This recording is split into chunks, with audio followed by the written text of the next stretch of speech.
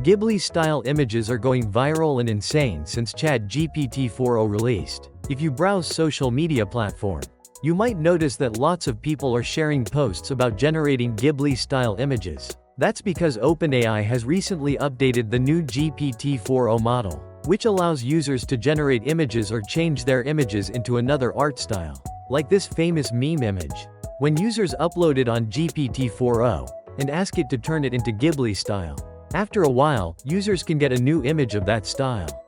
For now, free users still couldn't access the feature. There are other ways to generate images with multiple art styles. Take HitPaw FotorPea for example. You may access it in the description. Users can access the AI generator in the toolbox. It supports various art styles for users to play around. From realistic style to anime style, sci-fi, 3D style, etc. All we need to do is enter the prompt. Choose the aspect ratio and resolution. It supports up to 4K image generation. Then proceed to generate. Then you may get high-quality images with different styles. These are the anime images I created just now. Here are more examples.